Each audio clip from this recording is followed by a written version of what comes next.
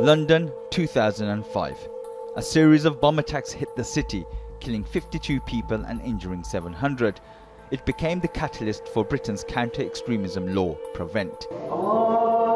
Initially focused on British Muslim communities and later expanded to include far-right extremism. It's a controversial policy, and now the UK-based advocacy group Cage is alleging that authorities are using Prevent to take children away from their families. He looked petrified. He saw me, he came running towards me, and he sat on my lap. Yusra's case was covered in Cage's report. She describes the moment when she walked in on her 5-year-old son being questioned at school by plain-clothed police officers. She says he was interrogated about his views because the officers said that they had concerns about his safety. In my case, the safeguarding concerns that they had was of radicalisation. Some of her other children had already been questioned. They asked what kind of friends they have they heard of a country called Syria? Eventually, Yusra found herself battling in the UK courts to keep her family together. A fight she eventually won. The judge had said to the local authorities time and time again, what is the prosecuting case you have against the mother? What is your case against the mother? She's an ISIS supporter. Prove it. We, during the raid, found inflammatory materials on her laptop that the children could have possibly viewed it. Prove it. There was no proof. Nothing was substantiated. It was an evidence-based. It was allegation after allegation. These allegations destroyed my life.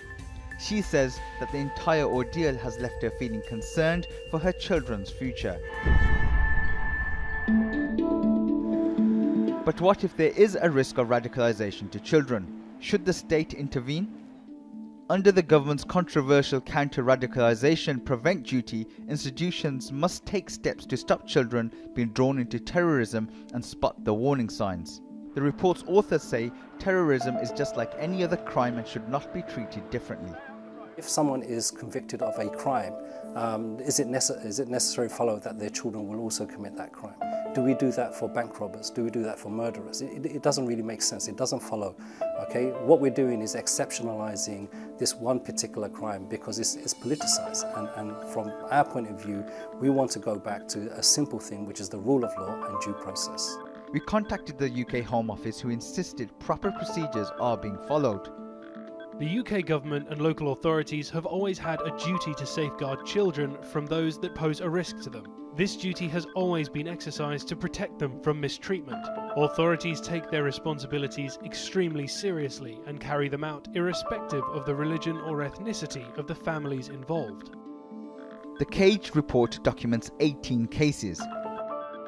But earlier this year, the former national lead for counter-terrorism policing, Mark Rowley, said that 100 children had been safeguarded through the family courts. Is this just another battle between pro and anti-prevent lobbies? Or are the authorities right to fear for children they suspect of being radicalised?